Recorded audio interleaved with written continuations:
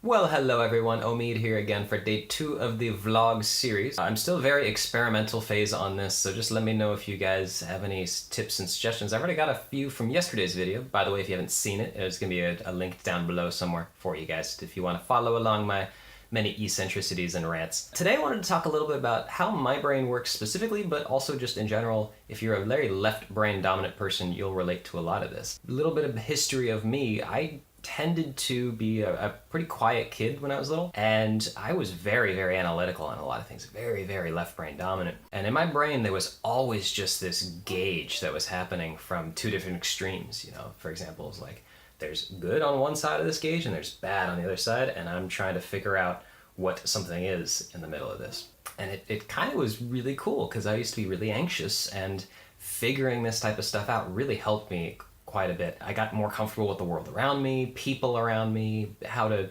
kind of figure out things in the world in general. The problem was, and this is kind of from psychology, we have two different responses to stimuli in the world, right? We have either fight or we have flight, run away.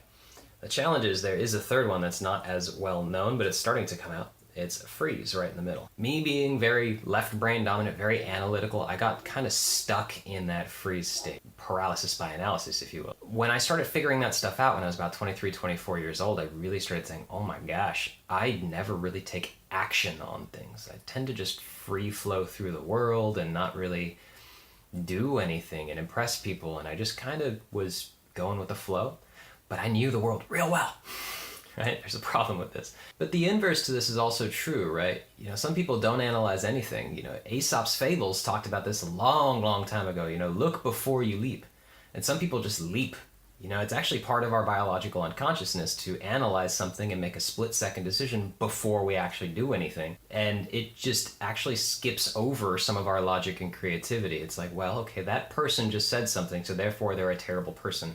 No, there was something that happened between there, which is conscious thought, and we say, okay, that person just said something really stupid. Doesn't mean they're a stupid person, because wow, I say some stupid things sometimes too. But it's really important we don't get stuck in that freeze analytical mind and say, well, let me list every single stupid thing I've ever said. And I know what that feels like because I've done that before. I start going through this big list in my head, and then pretty soon, you know, I feel like crap about myself, and I think I'm pretty stupid. So lately, what I've been doing a lot of, you can see it behind me, is making lots and lots of lists of things, trying to make them super colorful if I can to try and engage more right brain and get a little bit more creativity flowing so I can actually take action on things and see them in a systematic list in front of me. By the way, left brain people, we love checklists, don't we? Yes, I'm getting stuff accomplished. All right, this is nice. That's it for today. Let me know what you guys think about a lot of this stuff, if it helps alleviate any stresses you guys might have and sparks you into action, or it slows you down a little bit and actually